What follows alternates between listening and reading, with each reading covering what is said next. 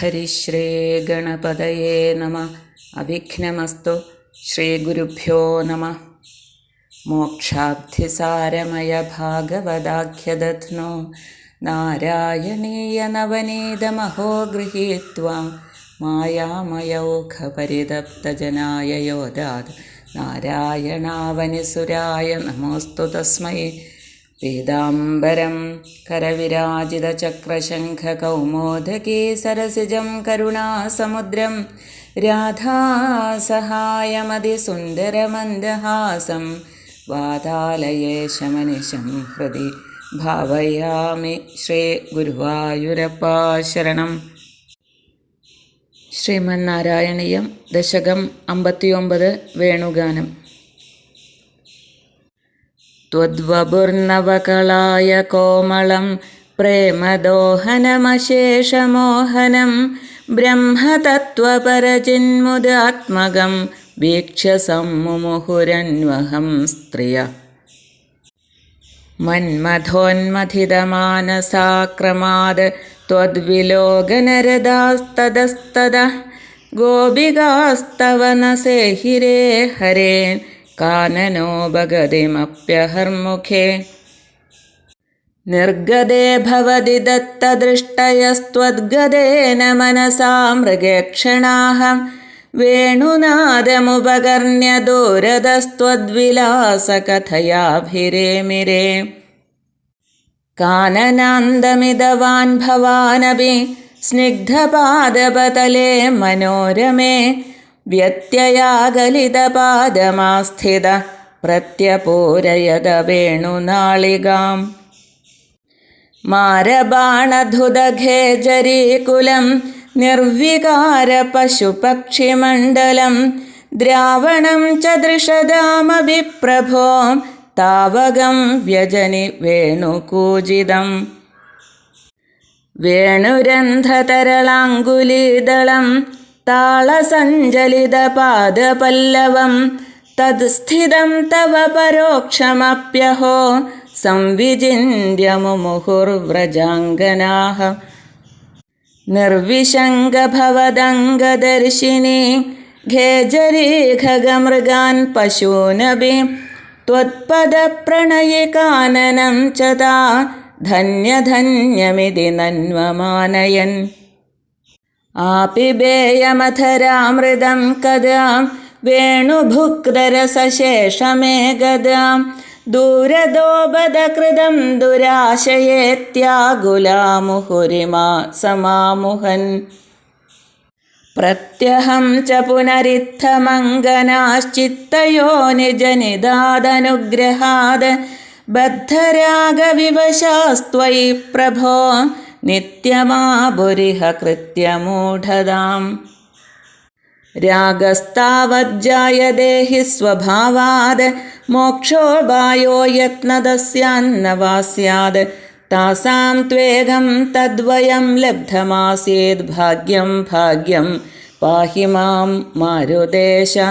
താസാം ത്വേകം തദ്വയം ലബ്ധമാസീദ് ഭാഗ്യം ഭാഗ്യം പാഹി മാം മാരുദേശ. ശ്രീകൃഷ്ണാർപ്പണമസ്തു. സർവത്ര ഗോവിന്ദനാമസങ്കീർത്തനം. ഗോവിന്ദ ഗോവിന്ദ. പീതാംബരം കരവിരാജിതശങ്കചക്രകൗമോദഗീ സരസിജം കരുണാസമുദ്രം രാധാസഹായമതിസുന്ദരമന്ദഹാസം വാതാലയേശമനിശം ഹൃദി ഭാവയാമി. കോമളം കൂജയൻ വേണും ശ്യാമളോയം കുമാരക വേദവേദ്യം വരം ബ്രഹ്മ വാസതാം പുരതോ മമ. ശ്രീഗുരുവായൂരപ്പാ ശരണം. സർവത്ര ഗോവിന്ദനാമസങ്കീർത്തനം. ഗോവിന്ദ ഗോവിന്ദ. ദശകം 59 വേണുഗാനവർണ്ണനം.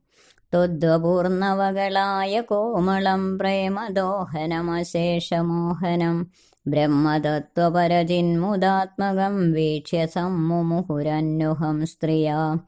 പുതിയ കായാമ്പു പോലെ സുന്ദരവും പ്രേമസംവർദ്ധകവും എല്ലാവരെയും സമ്മോഹിപ്പിക്കുന്നതുമായ അങ്ങയുടെ ശരീരമാകുന്ന സച്ചിദാനന്ദ സ്വരൂപത്തെ ദിവസവും കണ്ട് കണ്ട് ഗോപസുന്ദരികൾ ഏറ്റവും മോഹിതരായി ഭവിച്ചു. മന്മഥോന്മദിതമാനസാക്രമാതൊദ്ദിലോകനരദാസ്തതസ്തദാ ഗോപികാസ്തവനസേഹിരേ ഹരേ കാനനോപഗതിമപ്യഹർമുഖേ.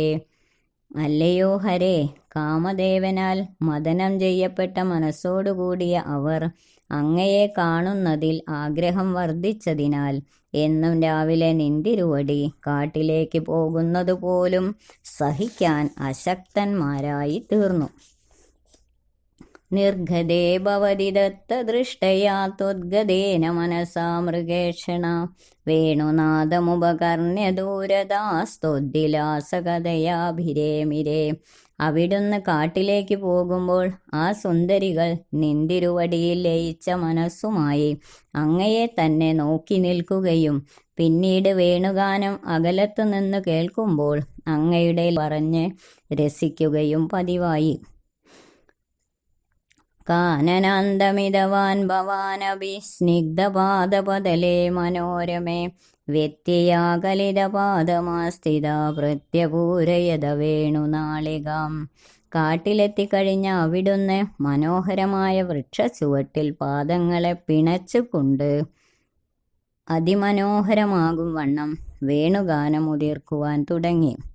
മാരബാണദുതകേചരീകുലം നിർവികാരപശുപക്ഷിമണ്ഡലം ദ്രാവണഞ്ച ദൃഷധാമവിപ്രവോ താവകം വ്യജനി വേണുന പൂജിതം. സൃഷ്ടിസ്ഥിതി സംഹാരകർത്താവായുള്ളവനെ, അങ്ങയുടെ വേണുഗാനം ദേവനാരീഗണങ്ങളെ കാമബാണങ്ങളാൽ കമ്പിതഗാത്രങ്ങളാക്കി തീർത്തു. പശുക്കളെയും പക്ഷികളെയും പോലും നിശ്ചേഷ്ടങ്ങളാക്കി കല്ലുകളെപ്പോലും അലിയിക്കുകയും ചെയ്തു. വേണുരേന്ദ്രതരളാങ്കുലീതളം താളസഞ്ചലിതപാദപല്ലവം തൽസ്ഥിതം തവ പരോക്ഷമപ്യഹോ സംവിചിന്യമുമുഹുർവ്രജാംഗന. ഓടക്കുഴലിൻ്റെ ദ്വാരങ്ങളിൽ മൃദുക്കളായ കൈവിരലുകൾ ചലിപ്പിച്ചും തളിരുപോലെയുള്ള അങ്ങയുടെ പാദങ്ങളാൽ താളം പിടിച്ചും കൊണ്ടുള്ള വേണുഗാന സമയത്തെ നിൽപ്പ് നേരിട്ടു കാണുന്നില്ലെങ്കിലും മനസ്സിൽ ചിന്തിച്ച് ചിന്തിച്ച് ആ ഗോപസുന്ദരികൾ സമ്മോഹിതരായി. അവരുടെ പ്രേമഭക്തി ആശ്ചര്യകരമായിരിക്കുന്നു. നിർവിശങ്കഭവദംഗദർശിനി ഖേജരീ ഗഗമൃഗാൻ പശൂനഭി തത്പദപ്രണയിനി കാനനഞ്ചതോ ധന്യധന്യമിതി നന്വമാനയൻ. ഭഗവാന്റെ സമീപത്തു നിന്ന് ശങ്കാഹീനമായി അങ്ങയുടെ സർവാംഗങ്ങളെയും ദർശിക്കുന്ന സുരസുന്ദരികളും അങ്ങയോടൊപ്പം എല്ലായ്പ്പോഴും വസിക്കുന്ന പക്ഷികളും വന്യമൃഗങ്ങളും പശുക്കളും അങ്ങയുടെ പാതാരവിന്ദ സംസർഗത്തോടു കൂടിയ വനപ്രദേശങ്ങളും ഭാഗ്യശാലികൾ തന്നെ എന്ന് ഗോപികമാർ വേണുഗാനമാലപിക്കുന്ന അങ്ങയെ നേരിട്ടു കാണുന്ന എല്ലാവരെയും വാഴ്ത്തി സ്തുതിച്ചു. ആബിബേയമധരാമൃതം കഥാ വേണുഭുക്തരസശേഷമേകദാ ദൂരദോപദകൃതം ദുരാശയത്യാകുലാ മുഹുരിമാസമാമുഹൻ.